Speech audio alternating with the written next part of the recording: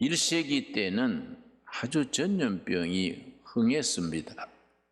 우리나라도 역사극을 보면은 대장금이라든지 허준이라든지 이런 드라마를 보면은 전염병이 창궐한 이야기가 많이 나옵니다. 그 시절에는 의학이 발달하지 못하고 보건에 대한 의식이 발달하지 못했기 때문에 세계 곳곳에 전염병이 유행했습니다.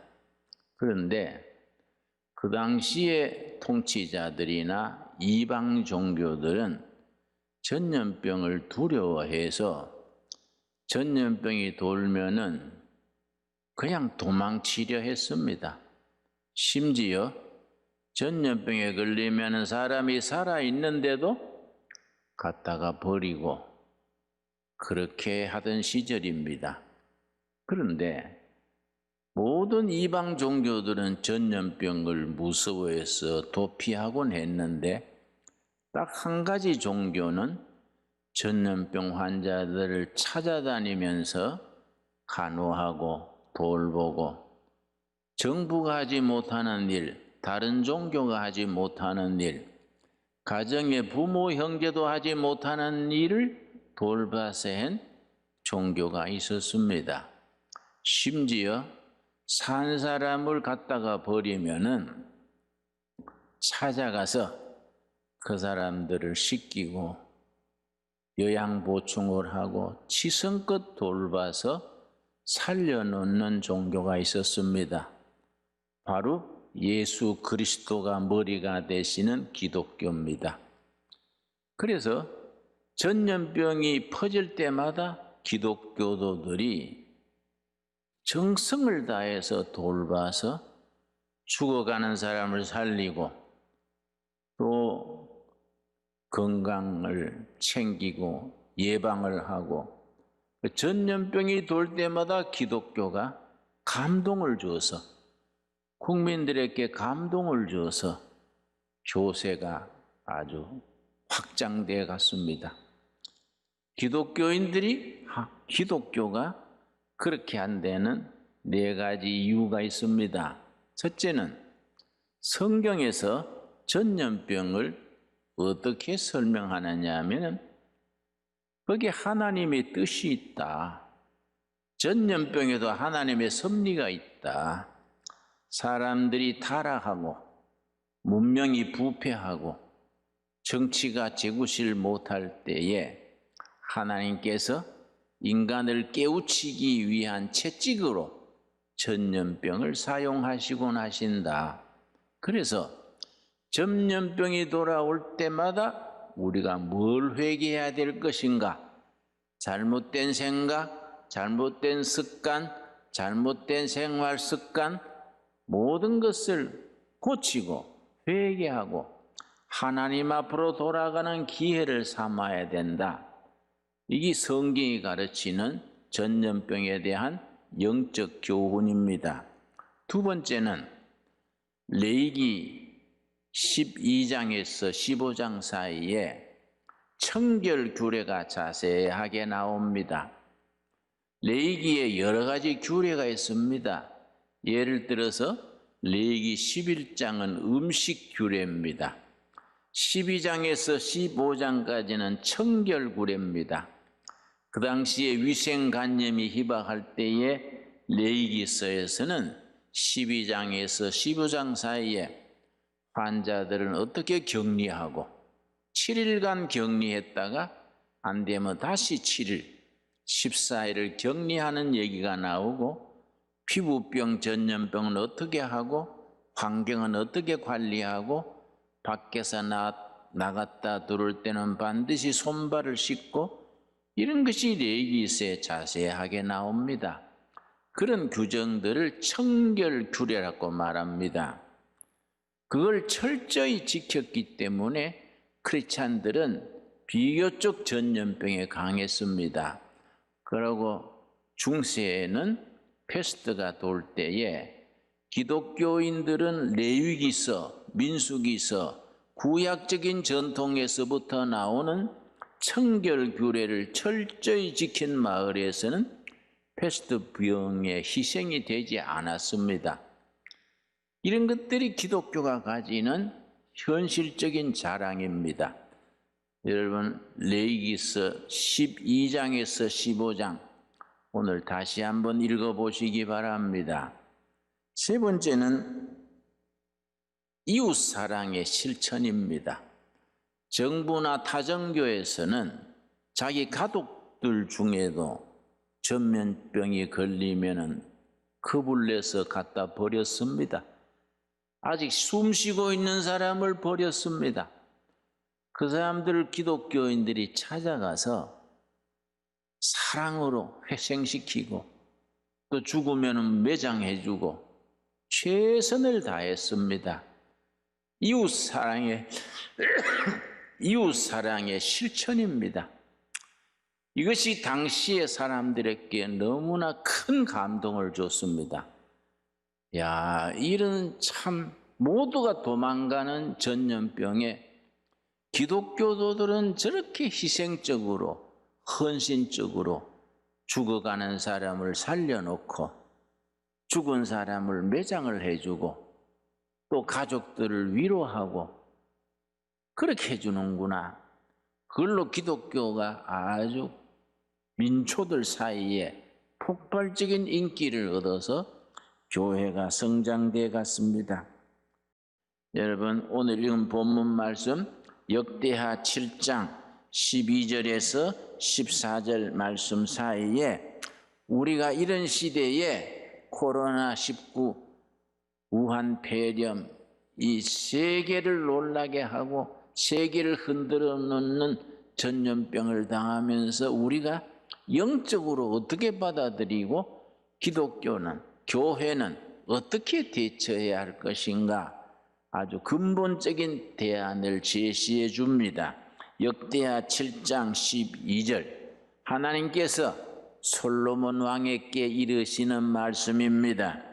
밤에 여호와께서 솔로몬에게 나타나사 그에게 이르시되 내가 이미 너 기도를 듣고 이곳을 택하여 내게 제사하는 성전을 삼았으니 솔로몬 성전 예루살렘에 지어진 웅대한 솔로몬 성전을 봉헌한 그때 하나님께서 솔로몬 왕에게 이르신 말씀입니다. 13절 홍내가 하늘을 닫고 비를 내리지 아니하거나 혹 메뚜기들에게 토산을 먹게 하거나 혹 전염병이 내 백성 가운데 유행하게 될 때에 전염병이 유행하게 될 때에 지금 코로나19는 국경이 없습니다. 병균이 비행기 타고 다니기 때문에 국경에 의미가 없습니다. 저 중국에서 시작된 전염병이 미국, 유럽, 아프리카, 남미까지 휩쓸고 있습니다. 이럴 때 하나님 성경은 우리에게 뭘 말씀하시느냐? 14절입니다. 14절 내 이름으로 일컫는 내 백성이 그들의 악한 길에서 떠나 잘못 살았던 것, 잘못된 음식, 잘못된 인간관계, 그릇된 이데올로기, 세상적인 사상 다 회개하고 떠나라. 떠나는 데서부터 시작해야 됩니다. 지금까지 살아왔던 삶의 방식, 문명 자체를 우리가 회개하고 떠나는 데서부터 시작해야 합니다. 스스로 낮추고 겸손해야 됩니다. 이번 전염병이 우리에게 가르쳐주는 교훈 중에 교훈이 겸손해야 됩니다. 뭐 과학이 발전하고 문명이 발전하고 뭐 대단한 기염을 토했지만은 그 바이러스, 보이지 않는 바이러스에 전 세계가 멈추어 버리는 겁니다. 우리는 겸손해야 됩니다. 하늘 높은 줄 무서운 줄 알고 우리 낮추어야 합니다. 기도하여 내 얼굴을 찾으면 내가 하늘에서 듣고 그들의 죄를 사하고 그들의 땅을 고칠지라. 하나님께서 이 땅 세계 역사를 고쳐주시는 데는 4가지 조건을 하나님이 요구하십니다. 역대하 7장 14절에서 우리가 이런 재난을 이기려면은 성경이 우리에게 요구하는 4가지를 우리가 실천해야 합니다. 14절 다시 읽습니다. 내 이름으로 일컫는 내 백성이 그들의 악한 길에서 떠나, 첫째입니다. 떠나는 데서부터 시작됩니다. 스스로 낮추고, 겸손입니다. 겸손, 낮추는 겁니다. 셋째, 기도하여. 우리 교회는 중복 기도해야 됩니다. 이런 전염병에 걸린 사람, 그 가족들, 어려움에 처해 있는 분들을 위해서 중복 기도해야 됩니다. 나라를 위해서 중복 기도해야 됩니다. 국경을 넘어서는 이 세계적인 재난에 대하여 중복 기도해야 됩니다. 내 얼굴을 찾으면 지금은 하나님을 찾을 때입니다. 하나님의 자비하심을 간구할 때입니다.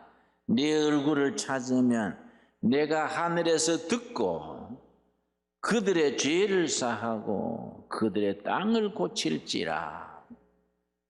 병된 문명, 인간들의 잘못된 삶, 죄로 물들어 있는 세상 풍조를 말씀하십니다. 이런 걸 다 떠나고 고치고 회개하면 땅을 고쳐주신다. 하나님의 약속의 말씀입니다. 여러분, 미국의 빌 게이츠라는 인물이 있습니다. 1955년생이니까 지금 65쯤 됩니까? 전 세계 가장 부자라 그럽니다. 근데 빌 게이츠가 요즘 유튜브에 좋은 글을 남겨서 세계인들이 공감을 하는 글이 있습니다. 빌 게이츠가 뭐라고 코로나19에 대해서 자기의 묵상하는 바를 남긴 글이 뭐냐 하면은, 나는 악한 일이나 선한 일이나 다 영적 의미가 있다고 생각한다. 빌 게이츠의 말입니다. 우리식으로 말하면 전염병에도 좋은 일에도 나쁜 일에도 악한 일에도 선한 일에도 하나님의 섭리, 하나님의 뜻이 있다고 생각한다. 그 말이 되겠습니다. 빌 게이츠는 10가지를 지적했습니다. 그 중에 첫째가 뭐냐 하면은 코로나19를 통해서 우리 인류가 깨닫는 것, 모두가 평등하다는 것. 한 나라의 수상도 걸리고 장군도 걸리고 유명한 배우도 걸리고 다리 밑에 거지도 걸리고 코로나19 전염병 앞에서 모두가 평등한 것을 우리가 깨닫는다. 여러분, 로마서 3장 22절에 예수 그리스도 안에서는 차별이 없느니라. 옳은 말씀입니다. 차별이 없느니라. 모두가 차별 없이 평등합니다. 둘째는 뭘 말했느냐? 이런 전염병을 통해서 우리 모두가 연결되어 있는 것을 느낀다. 네트워크입니다. 지금 네트워크 세상입니다. 국경을 넘어서서 병균 자체가 비행기 타고 이 나라 저 나라를 다니니까 전부 연결되어 있습니다. 어느 나라도 어느 개인도 독립해서 살 수가 없습니다. 다 평등되어 있습니다. 서로 연결되어 있습니다. 세 번째 우리가 깨닫는 게 뭡니까? 기고만장해도 한 나라의 수상도 대통령도 병균 앞에서는 대책 없습니다. 건강이 가장 소중하다. 하나님이 주시는 그 축복을 누리는 건강이 얼마나 소중하냐? 그걸 새삼스럽게 깨닫게 해준다 합니다. 우리가 네 번째는 무엇을 먼저 해야 될 것인가? 우리가 뭘 먼저 깨닫고 무슨 일부터 해야 될 것인가? 삶의 우선순위, 프라이오리티를 깨닫게 해준다. 옳은 말입니다. 여러분, 신명기 8장 3절 말씀에 보면 예수님이 40일 금식하시고 시험 받으실 때에 말씀으로 이긴 말씀이 있습니다. 신명기 8장 3절입니다. 예수님이 3가지 시험을 당하셨는데 다 신명기의 말씀으로 물리쳤기 때문에 신명기를 일컬어 시험을 이기게 하는 책, 그런 별명이 붙어 있습니다. 신명기 8장 3절, 너를 낮추시며, 하나님께서 우리를 실패시키는 겁니다. 하나님께서 전염병이 돌아가는 것을 허락하시는 겁니다. 하나님이 우리 사업이 부도나게 하시는 겁니다. 하나님이 강제로 우리를 낮추시는 겁니다. 우리가 원해서가 아니라 역사의 주인 되신 하나님께서 우리를 정신 차리라고 더 좋은 걸 주시기 위해서 우리를 낮추십니다. 너를 낮추시며 너를 줄이게 하시며 또 너도 알지 못하며. 여러분, 경제가 얼마나 어려워졌습니까?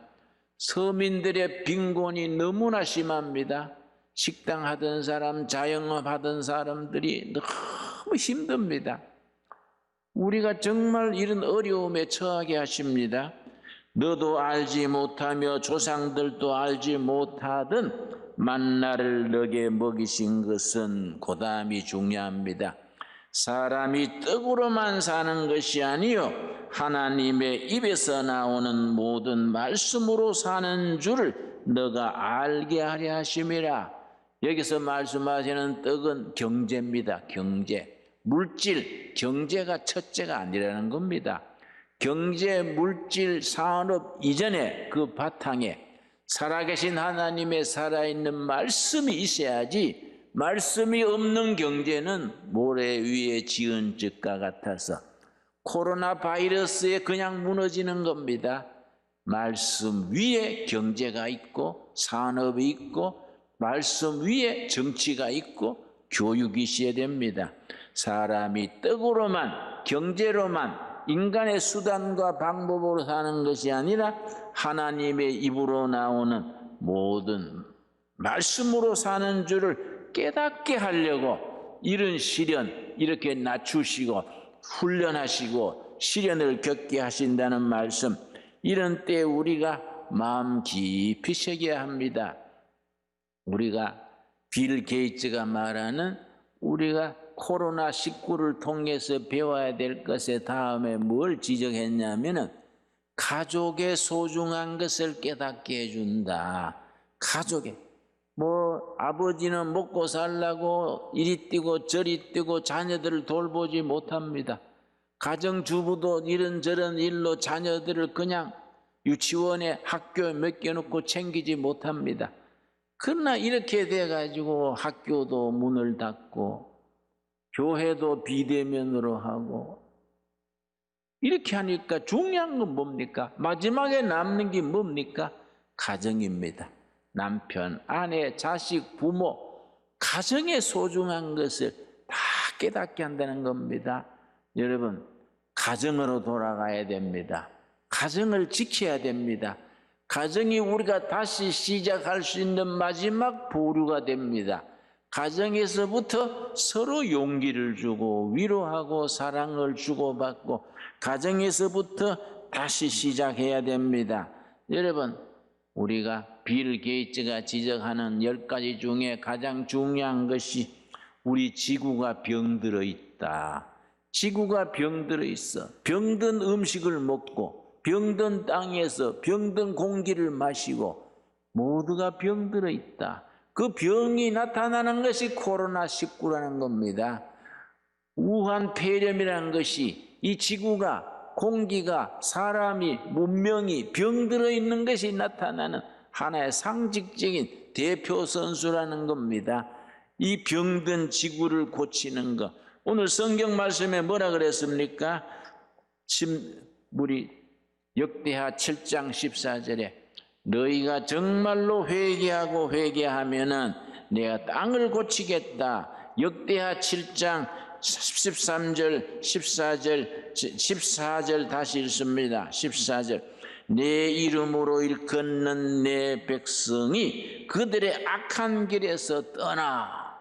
회개하고 돌아서서 떠나 스스로 낮추고 겸손함으로 낮추고 기도하여 내 얼굴을 찾으면, 기도로 부르짖고 부르짖으면 내가 하늘에서 듣고 그들의 죄를 사하고 그들의 땅을 고치겠다. 하나님의 약속입니다. 여러분, 지구가 병들어 있고 문명이 병들어 있고 정치가, 교육이, 사회가 병들어 있습니다. 먹는 음식이 병들어 있고 환경이 병들어 있습니다. 이럴 때 우리가 하나님이 말씀하시는 역대하 7장 14절의 말씀, 인류 전체가 들어야 됩니다. 교회 안에서 교인들만 들어야 될 말이 아닙니다. 이 나라 저 나라 이 종교 저 종교 할 것 없이 모든 사람들이 함께 듣고 우리 삶을 다시 회개함으로 다시 시작해야 합니다. 그러면 내가 그들의 기도를 듣고 그들의 회개를 듣고 내가 땅을 고쳐주시겠다. 정말 귀한 말씀입니다. 여러분, 우리 선조 중에, 선배 중에 해방되던 해에 전염병으로 죽은 선배가 있습니다. 연병이라죠. 장질부사 연병입니다. 연병할 그러지요. 그 장질부사입니다. 우리 참 민족을 사랑했던 진실한 크리스찬 김교신 선생이 양정중학교의 교사로 있다가 항상 학생들에게 민족 정신을 가르치니까 일본 정부가 그 직장을 퇴출시켰습니다. 해고당했습니다. 길이 없으니까 함흥질소 비료 공장에 사감으로 취직을 했습니다. 사감으로 있을 때에 그 한국 노동자들이 월급을 받으면 노름하고 술 먹고 집에는 갖다 주지 않아서 가정은 찌들고 너무 답답해서 김교신 선생이 노름판을 찾아다니면서 호소했습니다. 여러분, 우리 조국은 일본에 종살이 하는데 이러면 어떡합니까? 왜 술만 먹고 도박하고 가정을 안 돌봅니까? 화투판에 가서 화투장을 가슴에 끌어안고 눈물을 흘리면서 권고했습니다. 처음에는 재수없다고 발길로 차고 주먹으로 때리고 그랬습니다. 내일은 다른 장소, 김사감이 모르는 데 가서 하자. 그래, 비밀 장소에 가서 또 화투 치다 보면은 김교신 선생이 귀신 그치 알고 그 자리에 나타나서 또 울면서 권면하는 겁니다. 그게 지성으로 하니까 노동자들이 변하기 시작했습니다. 그런데 장질부사가 기숙사에 돌았습니다. 직원들도 도망가 버리고 무슨 보건소도 도망가 버리고 그냥 기숙사에서 장질부사로 쓰러져 죽는 겁니다. 사감 김교신 선생은 환자 곁을 절대 떠나지 않았습니다. 한 사람 한 사람 죽어가는 사람 눈을 감겨주고 토하는 걸 다 닦아내고 한 사람 한 사람 장례 지내고 밤새워 간호했습니다. 김교신 선생을 아끼는 동지들이 선생, 일본의 형편이 곧 망하고 해방이 될 것 같은데 해방 조국에 당신 같은 인물이 있어야 될 텐데 피하십시오. 장질부사로 죽기에는 너무나 중요한 분입니다. 그러니까 김교신 선생이 말했습니다. 그의 일기에 남아 있습니다. 예수님께서 나를 버리지 아니하셨는데 내가 어떻게 환자를 버리겠는가? 죽은 환자도 하나님이 사랑하시는 영혼인데 내가 어떻게 버리겠는가? 그 자리에 마지막까지 지켰습니다. 그러다가 자기가 장질부사에 감염이 돼서 해방을 넉 달 앞두고 숨을 거두었습니다. 1945년 4월 달에 해방은 8월 달에 해방이 됐지요. 6달 앞두고 4월 달에 숨을 거두었습니다. 넉 달이 전이구만요. 4월 달에 숨을 거두었습니다. 그러나 참 나는 그 어른을 존경합니다. 한국교회는 그런 어른들을 우리 삶의 사표로 삼고 이 땅에 살았던 진실한 크리스찬의 하나의 표준으로 우리가 존경하고 받들어야 합니다. 여러분, 이런 코로나19 이런 전염병이 우리 교회의 새로운 출발의 기준이 되어야 됩니다. 참 예배를 회복하고 참 신앙을 회복하고 교회가 이런 시대에 해야 될 일이 뭐인가? 정치가들이나 경제인들이나 다른 지도자들과 달리 교회가 해야 될 삶의 모습은 어떤 것인가? 성경은 우리에게 어떻게 살아라고 가르치는가? 예배 본질은 무엇인가? 다시 깊이 생각해서 정말 초대교회처럼 민초들의 존경받고 민초들이 교회를 박수치고 교회로 들어오는 그런 역사, 그런 열매를 거둘 수 있어야 합니다. 이 프로그램은 CTS 방송가족의 사랑과 후원으로 제작되었습니다. 후원전화 02-6333-1003번, ARS 060-808-1004번으로 전화주세요.